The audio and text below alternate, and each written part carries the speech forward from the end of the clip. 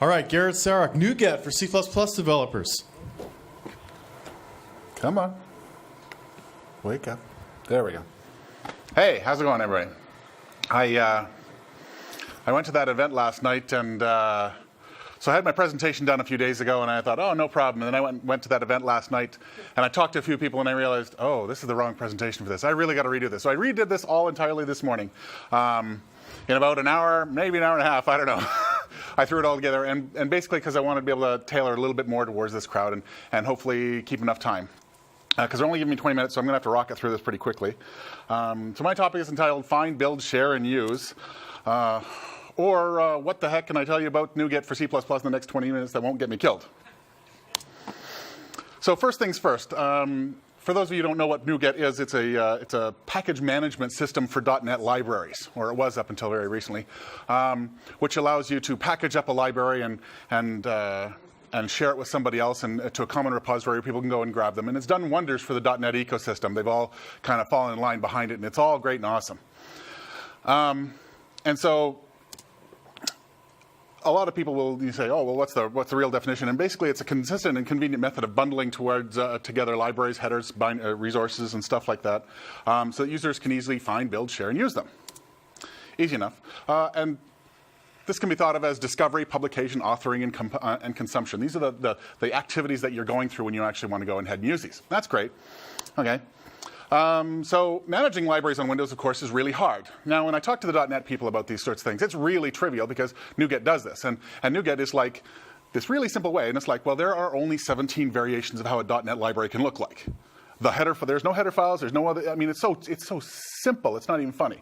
But of course, this gets a lot more complex for C++, because every single library can have way too many variations, like way too many. And just for, off the top of my head, we can have, multiple platforms, x86, x64 ARM, configuration, release, debug, static, dynamic, LTGC, side-by-side, Windows, Store Apps, Phone, VC6, 7, 8, 9, 10, 11, GCC, character sets, calling conventions, and I've got a library that actually fits all of this. I've got different versions of all of this for this thing. So when you start multiplying all of these out, you start coming out with hundreds, if not potentially thousands of different options. Because of course, Visual C revs the runtime with every version of the compiler, and so all of these things they're not going to be linked perfect if you can't support all of these things. So I started thinking, well, this is something we have to do about this, and there's just too many ways to think about this, so I can't have a really simple solution. And so our solution for this has to actually support any number of arbitrary different combinations without limit. And I really mean that, without limit. I can't say, here's the things that we're going to allow you to pivot on. We can't even choose that. I started with that, and I got to about the fifth or sixth, and it's like, except now I've got, I can pull another one out of my hat any single time for a library that I haven't talked about. And so the secret to success, and I just realized this in the last couple of years, the secret to success in this universe is to find somebody else to care about what you care about and make it their problem. And a better way to say that is set the building on fire, take someone else's stuff into the building with you, and then scream for help like a little baby. This will at least hopefully get them to come and care about you and do something about it because you've taken their stuff hostage. And so this is what I did with the NuGet guys. I don't work on the NuGet team. I don't even work in the same division. I actually don't even know what part of Microsoft they work for. I work in the Open Source Technology Center. I don't work on the compiler teams. I don't work in DevDev. We're a part of Windows Server, and we're really often the corner part of Windows Server and cloud and stuff like that. So it was important that I get somebody else to care about this. And so NuGet works great for managed libraries, right? And we'll say great in the general terms. There's a lot of reasons, and if you talk to enough developers, you'll come across the bunch of them that go, "Arr!" But we'll assume it works okay. So all signs point to yes. And so what we needed to do is we needed to basically add a couple of tiny little features to NuGet. So last fall, when I started thinking about this stuff, I said, well, okay, what can we have to do and what can we make this happen? Because I need to be able to bring some bits down to a particular machine, and then I need to make it so that the project that you're consuming them uses this.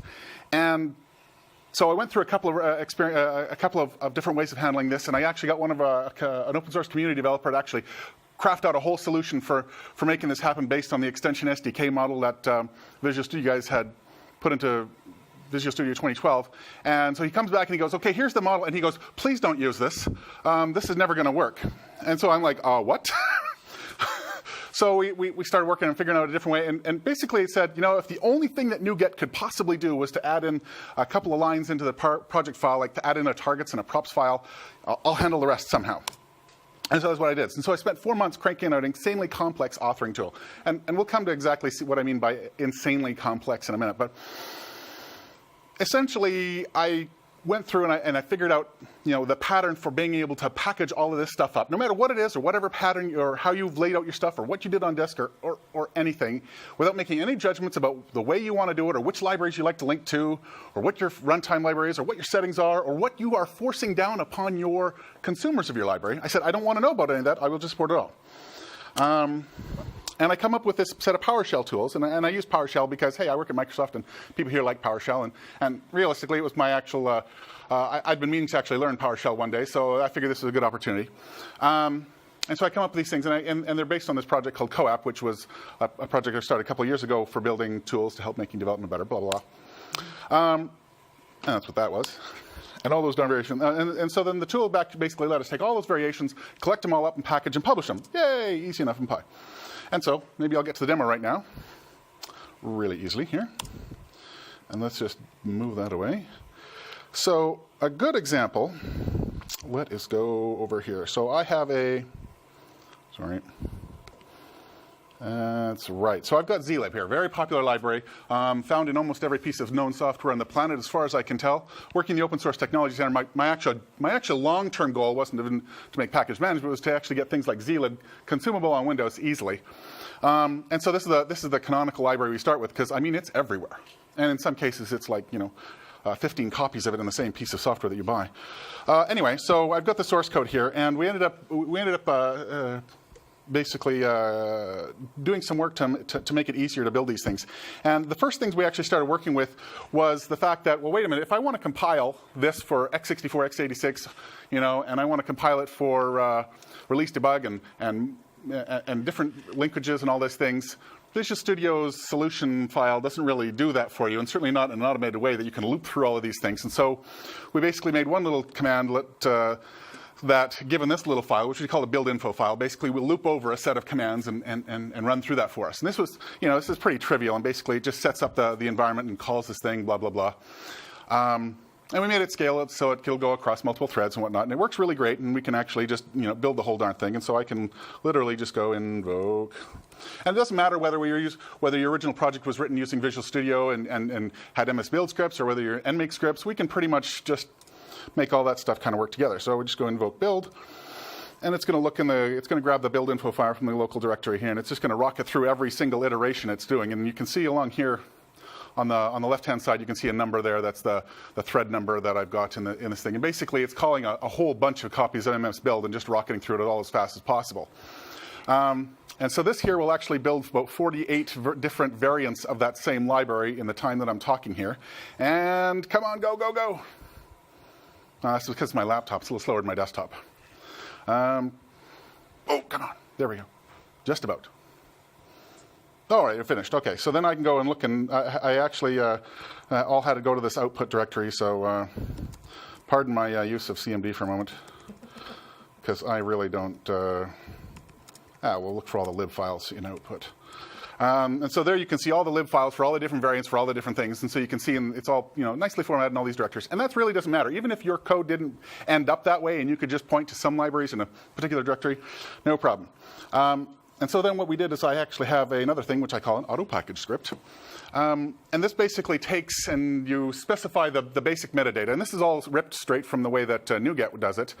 They use XML, and I find XML an affront to all humanity, so I try to avoid that at all costs. And so I made my own format, which I call a property sheet, because it actually derived from CSS property sheets a long time ago, and then I just got stupid with it. Anyway, so there's a bunch of template metadata, which looks pretty easy to understand, version, title, and all that stuff.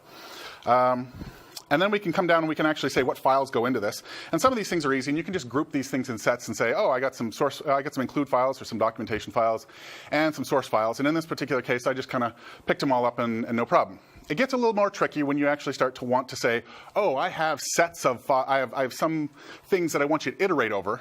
And because I actually laid my stuff out cleanly on disk in a way, I could actually, basically the lines like, like this one here, it's basically saying for using v100 and v110, Win32 and x64, release debug, dynamic and cdecl and standard call, multiplex all that together and basically toss all that other stuff that's in that pattern there, put it all in there. And that's how I get all 48 different versions of all that stuff in there. And then of course static and link time compile generation stuff is slightly different in that I don't actually have binary files or symbols to grab with that. And so I just did them separately. I could have put it all in one big loop, and it would have just yelled at me and said, hey, there's no files in this pattern. That's okay. And then, of course, the last thing I need to do is sometimes, occasionally, when you're packaging up a library, you need to tell the consuming library or the consuming project, you need to change some of the things in the settings, like sometimes you have to have some defines and stuff like that, and and some of those things might only apply under certain conditions. So in here you can see when it's dynamic, when it's ever being used in a dynamic way, it'll do one define, and when it's doing standard call, it'll do another define. And the thing that this is actually behind the scenes going to generate MS Build script. So the things you can do in MS Build, you can do directly in here, and I've just got some shortcuts in there which makes it a little simpler. And the documentation hopefully would explain more of that, but I'm running out of time, so I got to run quick. Okay, so then I can go write NuGet package zlib, and so then I can just basically generate out my little packages, and so the version that I'm showing you here today is actually the version that we currently have available, and I'm working very quickly to actually solve another little problem, which I'll come back to, which the tools will be updated in a couple more days. And so then we end up finding there's our new package scripts. And so let's just, or our actual package files. So let's just copy those. That's it. All right, new package 2. And I'm just going to copy them to a local repository. Or make,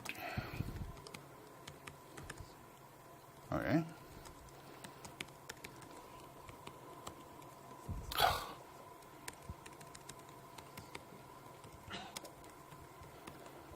Okay, and then we'll jump back into Visual Studio quickly. And so I've got a little sample program, and literally this is just a click, click, click, click, click, click, make a simple little program. And I put in 2 lines. I put in the include there, and I put in the zlib version thing. So now, if you're not using any package management system, you have to go and find those darn libraries somewhere. And if you go to zlib.net, where the source code for this stuff came from, you will find no Windows binaries there. They'll point to a guy who points to a guy who has a build that he did on a version of compiler you don't use. And so I wanted to make sure that this thing was going to work just as easy as possible. So we'll just go in here, we'll go manage NuGet packages, and we'll go to online, and we'll go to my local package resource. And so there it actually picks up my packages that I just created here. And so all I have to do is actually install the top one. The other one has the redist and has the binary spread amongst those. And then we'll close that. We'll go back over here, and in just a little bit of a moment, it will, well, let's even build that because it'll make it quicker that it'll figure that out. So it succeeded on that, no problem. Of course, the IntelliSense thing sometimes has to catch up. Funny. It does quickly sometimes it doesn't. Anyway, so if we go from there, I can go to the other build. This one. Yay. Go into the debug directory. And so there you can see my test.zlib.exe and my DLL. Now, I never had to actually set my include directory. I never had to go and change any of those project settings. I never had to actually go and add anything directly to the linker. We picked all of that stuff up from the things that the original packager, which was me, had put into the project file in the beginning, or in the package file to begin with. So if I, of course, run my test.zlib, it says, version of zlib is 1.2.8.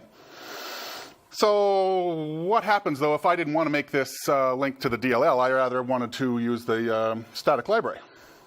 Well, I can go in here, and I can go to Mr. Project Properties. Oh, no, missed that. Wrong window. Project Properties. Why is that not coming up right? Oh, there it is. So what I ended up doing is in each package that I actually generate, I actually toss a little bit of XML in there. And if you've ever looked at the extensibility stuff behind the scenes in the Visual Studio, after consuming very large quantities of tequila, it starts to make sense. And then you'll realize all the downsides for doing it. But anyway, they have a way of actually adding stuff into the properties window without actually having to write any code, although you have to write this really wigged out XML and get it in there. And so you can actually sit and change. I can pick what way I want to actually compile this for. And it pulled this information from my original auto package script that I said, I'm going to support this and this, and this and this and this and this and this and this. And so one of the things that I have is linkage. The other one I have is calling convention. Because zlib, oddly enough, a lot of people out there like to compile it for standard call for some reason. I'm not exactly sure why. Anyway, so that works great. And so then I can actually set that to static and go OK. And I can build that again. And I should be able to actually delete that DLL because it probably left it here. And then go test zlib. Ta-da! Still works. And you'll notice no DLLs left. And at no time do the fingers leave the hand. Thank you. So now the great part is that makes it look really trivial, and consumption is great. I mean, consumption is easy, right? You can go to NuGet.org, and you can actually take a look and find packages. The gallery server still needs a little bit of fine-tuning and whatnot, but if we go to, we can quickly just go to NuGet.org. And so right now, if I go tags, I think native package is one of the ones that I've been tagging stuff with. You can actually see a bunch of the C++ and C libraries that I have in there. And what we're trying to do is we're actually trying to get this going and add more and more of these things. And a lot of the ones that I've been targeting are the ones that are used for compiling things like PHP and Python, Apache, Perl, of that nature. And so you'll find an awful lot of stuff there. And some of our community members have been helping out with those. And that's great and all, but I just wanted to give you an idea of the complexity of what it looks like to actually generate some of these projects, or some of the stuff that gets included in there. And let's go into packages and zlib, and then we will look at this. I don't know what's in here. Build native, and we had to adapt ourselves to the way that NuGet works a bit too. So here's the targets file, and so this is, come on. This is basically what I am inserting. We insert one line and it references this file, and this is the kind of stuff that gets inserted into your project file. Let me just expand some of this stuff out. And basically what I've done is for every single set of conditions that you'll find, I had to go and generate, come on over. I had to go and generate a rather wordy little set of conditions. And so this is actually picking up all of these different all the different variations and whatnot, and trying to figure out, well, which version is this for? And so it looks for static, and it looks for debug, and it tries to figure out exactly what different character or what pivot that you're trying to compile under. And I'm getting really close to running out of time. Anyway, this is really complex, and this is what actually shied just about everybody away from trying to tackle this in the first place. I talked to people in the Visual C++ team, and they said, yeah, but that's going to be way too hard. And I said, yeah, but you got to have faith. Okay. Let's jump back to my list of PowerPoint here. Come on. Huzzah. Okay, so now what? So, hey, I'm lonely. Please come play with me. The trouble I have is that I am one lone developer in a very, very, very large company. And I do have a tester sometimes, but we have a really hard time getting a lot of stuff done. And so we really could use some help. And I guess that's the price I pay for being an open source guy at Microsoft. A lot of people go, you do what there? And I say, well, think of it like this. It's like being a preacher in Vegas. It's the one place in the universe where I know I'm needed most. So a not so subtle plea. We sure could use help building and publishing and maintaining libraries. Oh, and documentation. Hey, because I'm a dev, I don't document stuff. But more to the point, if you can make it through some of our wimpy documentation, and you can even ping me all the time, and I love helping people. You can actually build and publish your own libraries and get them up on the NuGet.org. If there's open source libraries that you like to use, you can certainly jump in and help us. You can come to our website at coapp.org, coapp.org. And so the questions, of course, that I'm going to be getting asked, and this is one of the primary motivators for changing my whole little talk to fit in less than 20 minutes and blah, blah, blah. Does this work on Linux or Mac or whatever? And the answer is, well, NuGet runs on Mono, so consumption would be really, really close. The scenarios that I've targeted for was getting Visual Studio developers off their butt and actually using libraries. Authoring right now has quite a few dependencies on Windows library, and PowerShell. And so that would take a little bit more work, but I don't think it's insurmountable to remove those and to switch to command line tools instead of commandlets, because I at least was smart enough to keep everything primary in the libraries and not dump it all right into the PowerShell. But I would sure need some help to make sure I didn't bugger it up.